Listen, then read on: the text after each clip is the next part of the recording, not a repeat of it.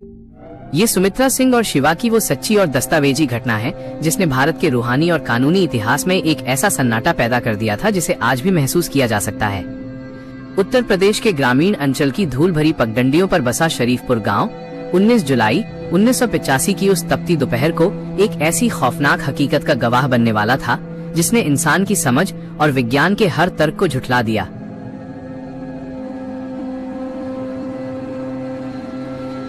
मैंने इस केस को 3 बार गहराई से पढ़ा है, सिर्फ इसलिए कि ये जो नाम शिवा है ये असली है या नहीं।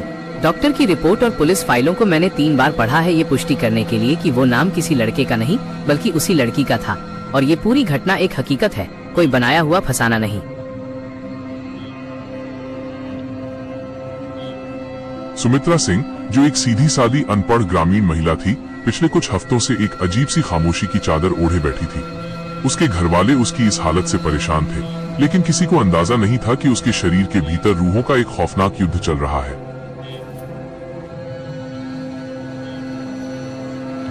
उस दिन अचानक सुमित्रा के शरीर में एक तेज ऐंठन हुई और वो जमीन पर गिर पड़ी। कुछ ही पलों में उसकी सांसें पूरी तरह थम गईं, नब्ज का कहीं कोई निशान नहीं था और उसका शरीर किसी पत्थर की तरह ठंडा और सख्त पड़ गया। गांव के डॉक्टर ने जब उसकी जांच की तो उसने साफ कह दिया कि सुमित्रा अब इस दुनिया में नहीं रही। घर के आंगन में चीख पुकार मच गई, रिश्तेदारों को खबर भेज दी गई और अर्थी तैयार करने के लिए श्मशान से लकड़ियां भी मंगवा ली गई।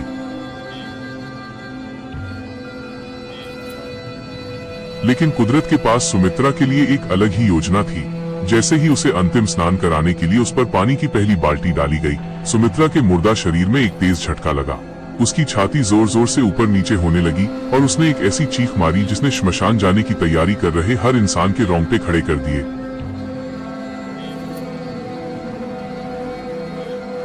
जब सुमित्रा ने अपनी आंखें खोली तो वो सुमित्रा नहीं थी। उसकी आंखों में एक ऐसी अजनबी चमक, नफरत और गुस्सा था जो गांव वालों के लिए बिल्कुल नया था। उसने अपने पति को एक अजनबी की तरह देखा और अपने बच्चों को पास आने से मना कर दिया। उसने चीखकर कहा, हटो मेरे पास से। तुम सब कौन हो? मेरा नाम सुमित्रा नहीं, शिवा है। मैं दिव्यापुर के रामसिया त्रिपाठी की बेटी हूँ और मुझे तुरंत मेरे घर ले चलो।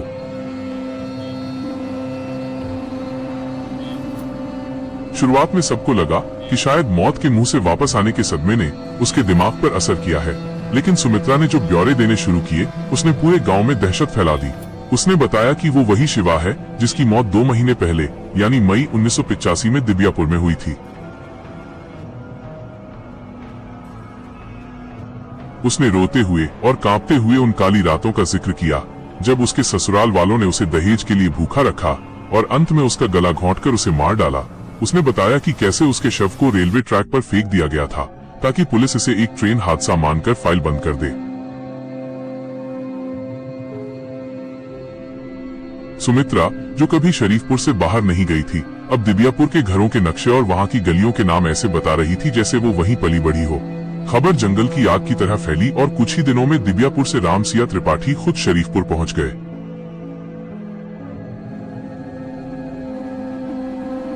उन्हें यकीन नहीं था कि कोई उनकी मरी हुई बेटी होने का दावा कर सकता है, लेकिन जैसे ही सुमित्रा ने उन्हें देखा, वो किसी छोटी बच्ची की तरह दौड़कर उनके गले लग गई और बिलक बिलक कर रोने लगी। उसने उनके कान के पास जाकर वो नाम लिया जो सिर्फ वो और उसके पिता जानते थे।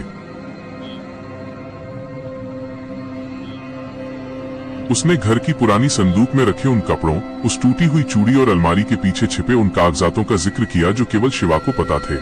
रामसिया त्रिपाठी सन्न रह गए, उनकी आंखों से आंसू बहने लगे क्योंकि उनके सामने खड़ी महिला भले ही सुमित्रा थी, लेकिन उसके भीतर की रूह उनकी बेटी शिवा की ही थी। शिवा की रूह अब सुमित्रा के शरीर का इस्तेमाल करके अपना इंतकाम पूरा करना चाहती थी। उसने पुलिस और प्रशासन को खुली चुनौती दी कि अगर वे दिव्यापुर में उसके ससुराल के पीछे वाले पुराने कुएं और संदूक की तलाशी लें तो उन्हें वो सबूत मिल जाएंगे जो उसके कत्ल की गवाही देंगे।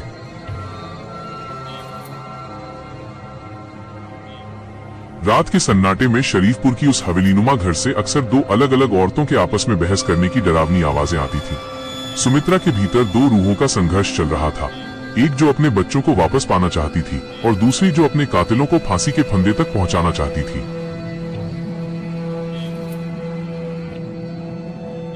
सुमित्रा का शरीर धीरे धीरे सूख कर कांटा होने लगा था, जैसे वो इस रूहानी बोझ को सहने में असमर्थ हो। वर्जीनिया विश्वविद्यालय के मशहूर वैज्ञानिक डॉक्टर इयान स्टीवेंसन जब इस केस की स्टडी करने शरीफपुर आए, तो वे भी सुमित्रा के दावों और उसकी यादों की सटीकता देखकर दंग रह गए। सुमित्रा अक्सर अपने गले को सहलाती और कहती कि उसे आज भी वो तकिया महसूस होता है जिससे उसका दम घोंटा गया था। उसने पुलिस को उन तीनों लोगों के नाम और पते बताए जिन्होंने उसे पकड़ा था, जगदीश, स्नेही और प्रमोद। जब पुलिस ने उन जगहों की तलाशी ली और उन लोगों से पूछताछ की, तो वे सब डर के मारे कांपने लगे, क्योंकि सुमित्रा ने कत्ल के वक्त कमरे के भीतर हुई हर छोटी से छोटी बात का सटीक वर्णन कर दिया था। ये भारत के इतिहास का वो मोड़ था जहां कानून एक रूह की गवाही को ठुकरा नहीं पा रहा था, क्योंकि उसके द्वारा बताए गए हर एक तथ्य की पुष्टि हो रही थी।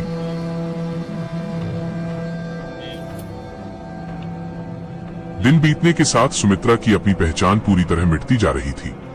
उसने खाना पीना लगभग छोड़ दिया था और वो घंटों तक बिना पलक झपकाए दीवार को घूरती रहती थी। वो कहती थी कि उसे वो लंबी काली सुरंग और वो धुंधला रास्ता आज भी याद है जहां से उसे वापस भेजा गया था, क्योंकि उसका हिसाब अधूरा था।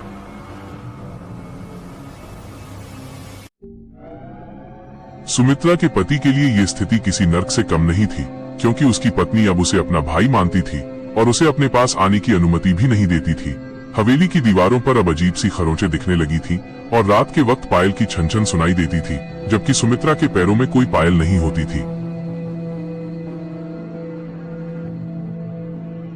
शिवा की रूह ने उन गहनों का भी पता बताया जो उसके कातिलों ने चुराकर जमीन में गाड़ दिए थे।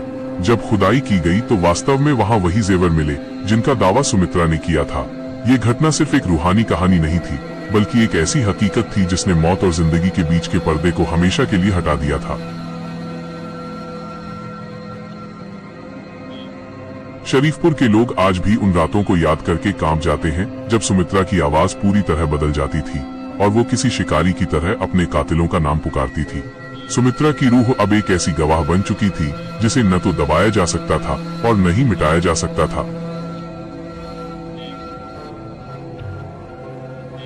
पुलिस और वैज्ञानिकों की जांच जैसे जैसे आगे बढ़ रही थी, शरीफपुर और दिव्यापुर के बीच का वो फासला मिटता जा रहा था और रूहानी इंसाफ की कड़ियां जुड़ती जा रही थीं।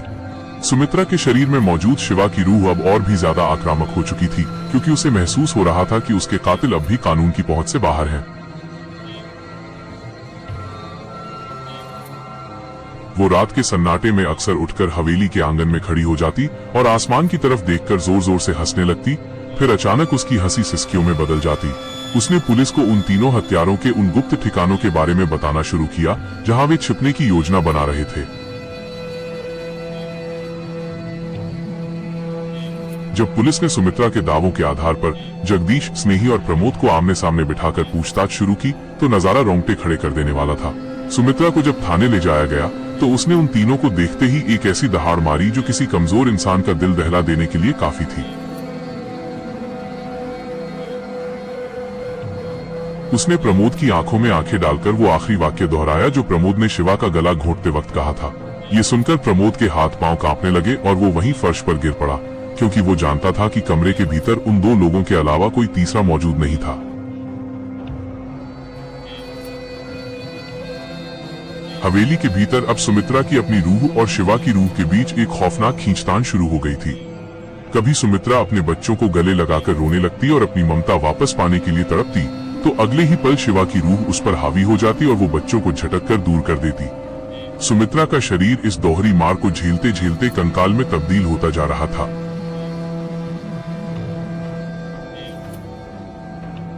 उसकी त्वचा पीली पड़ चुकी थी और उसकी आंखों के नीचे गहरे काले घेरे बन गए थे। डॉक्टर इयान स्टीवेंसन ने अपनी डायरी में दर्ज किया कि सुमित्रा के शरीर का तापमान अक्सर 95 डिग्री तक गिर जाता था, जो किसी जीवित इंसान के लिए नामुमकिन था। फिर भी वो पूरी ताकत के साथ चिल्लाती और उन यादों को बयां करती जो उसे मौत के पार से मिली थी। उसने बताया कि जब वो रेलवे ट्रैक पर पड़ी थी तो उसे अपनी लाश के पास घूमते हुए उन कुत्तों की आहट भी सुनाई दे रही थी जो उसके जिस्म को नोचने का इंतजार कर रहे थे।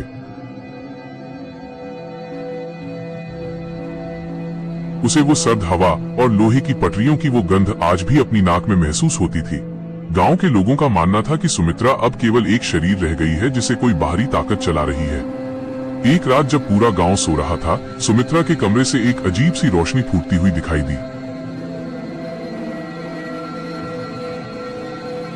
खिड़की के बाहर खड़े बरगद के पेड़ की शाखें हवा न होने के बावजूद दीवारों पर सरसरा रही थी। सुमित्रा ने उस रात अपने पिता रामसिया त्रिपाठी को बुलाने की जिद की। जब वे आए तो सुमित्रा ने उन्हें शिवा के उन पुराने पत्रों के बारे में बताया जो उसने अपनी शादी के शुरुआती दिनों में लिखे थे, लेकिन कभी डाक में नहीं डाले थे। उसने बताया कि वे पत्र दिबियापुर वाले घर की छत की एक ढीली ईंट के पीछे छिपे हुए हैं। जब रामसिया ने वापस जाकर वहां तलाश की तो उन्हें वास्तव में वे धूल भरे पत्र मिले, जिनमें शिवा ने अपनी जान को होने वाले खतरे का जिक्र किया था।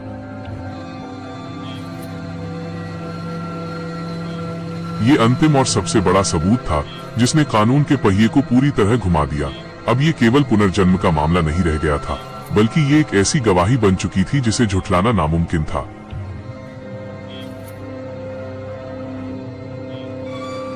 धीरे धीरे सुमित्रा के शरीर के भीतर शिवा का मकसद पूरा होने लगा था।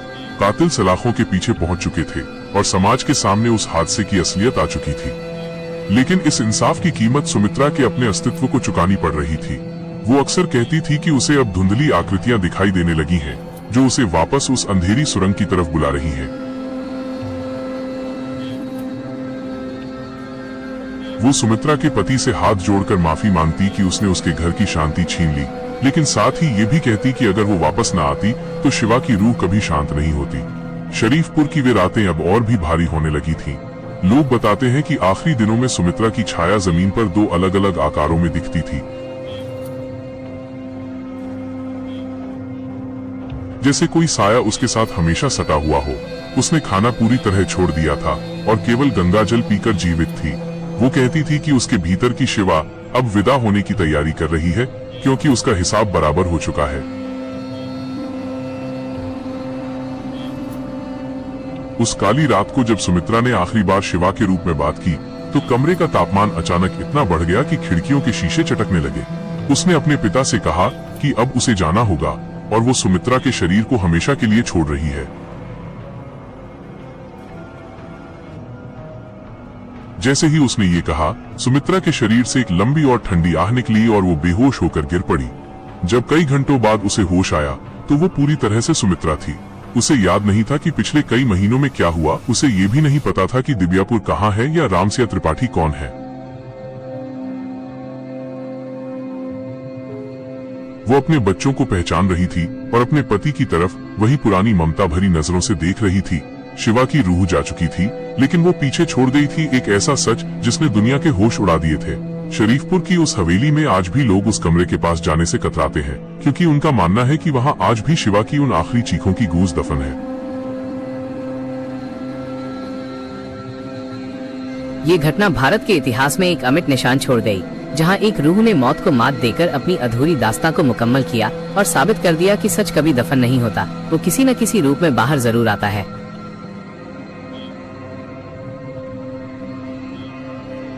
शिवा की रूह के जाने के बाद सुमित्रा का शरीर तो शांत हो गया था, लेकिन दिबियापुर और शरीफपुर की अदालतों और पुलिस थानों में एक ऐसा तूफान खड़ा हो गया था जिसकी गूंज दिल्ली तक सुनाई दे रही थी। सुमित्रा अब पूरी तरह अपने पुराने होश में थी, लेकिन उसके शरीर पर उन महीनों के जुल्म के निशान साफ थे जब वो दो रूहों का बोझ ढो रही थी।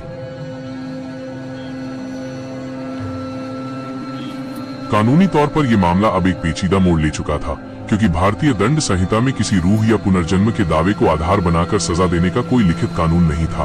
वकील इस बात पर बहस कर रहे थे कि क्या एक अनपढ़ औरत की उन बातों को सबूत माना जा सकता है जो उसने किसी पराई आत्मा के प्रभाव में कही थी।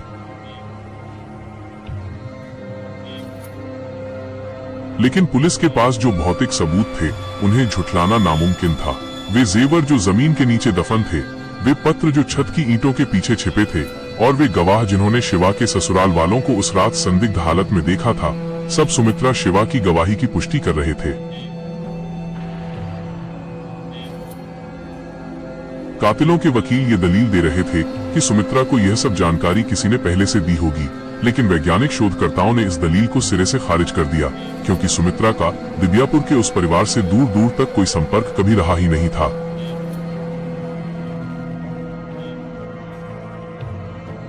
इधर शरीफपुर गांव में सुमित्रा के घर के बाहर लोगों का हुजूम कम होने का नाम नहीं ले रहा था। लोग उसे किसी देवी की तरह देखने लगे थे, जबकि सुमित्रा खुद इन सब बातों से अनजान अपनी पुरानी गृहस्थी को समेटने की कोशिश कर रही थी। उसे अक्सर रात में सोते समय दिव्यापुर की गलियों के सपने आते थे, जहां वो कभी असलियत में नहीं गई थी।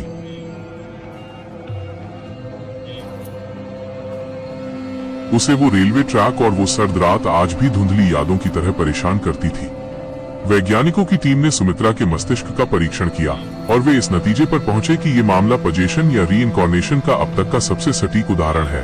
डॉक्टर इयान स्टीवेंसन ने अपनी रिपोर्ट में लिखा कि सुमित्रा के गले पर मौजूद वे निशान जो शिवा की मौत के वक्त उसके गले पर पड़े थे, वे सुमित्रा के शरीर पर भी उभर आए थे।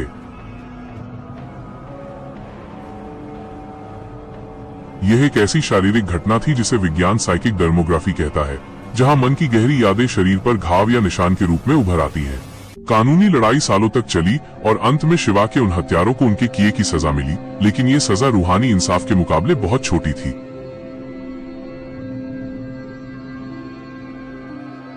लोग बताते हैं कि प्रमोद, जिसने शिवा का गला घोंटा था, वो जेल की कोठरी में अक्सर चीखता था कि उसे अंधेरे में शिवा की नीली चूड़ियां चमकती हुई दिखाई देती हैं। उसकी मानसिक स्थिति इतनी बिगड़ गई कि उसे पागलों के वार्ड में शिफ्ट करना पड़ा। वो कहता था कि शिवा की रूह ने उसे कभी माफ नहीं किया और वो हर रात उसके गले को अपनी ठंडी उंगलियों से जकड़ लेती है।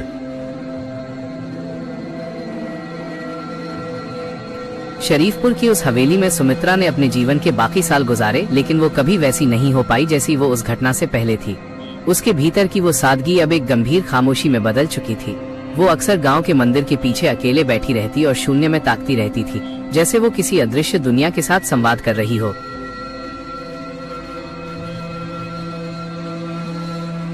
इस घटना ने रूहानी जगत और इंसानी कानून के बीच की दीवार को ढहा दिया था। शरीफपुर के लोग आज भी अपने बच्चों को ये कहानी सुनाते हैं ताकि वे समझ सकें कि पाप कभी छिपता नहीं है, चाहे वो मौत की आड़ ही क्यों न ले ले। सुमित्रा और शिवा, दो अलग अलग औरतें, दो अलग अलग जिंदगियां, लेकिन एक ऐसा अनचाहा जुड़ाव जिसने मौत के पार जाकर सच को जिंदा रखा। आज भी दिव्यापुर के उस पुराने घर के पास से गुजरने वाले लोग बताते हैं कि कभी कभी हवाओं में एक ऐसी सिसकी सुनाई देती है जो इंसाफ की पुकार जैसी लगती है। सुमित्रा का वजूद भले ही अब इस दुनिया में न हो, लेकिन शिवा की वो लड़ाई और सुमित्रा के शरीर का वो बलिदान हमेशा के लिए इतिहास के उन पन्नों में अमर हो गया जहां रूहें बोलती हैं और सच गवाही देता है।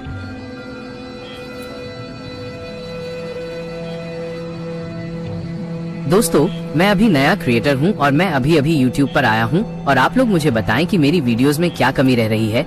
म्यूजिक से लेकर फोटो या वॉइस, जो भी कमी है मुझे बताएं, मैं उसको ठीक करूं।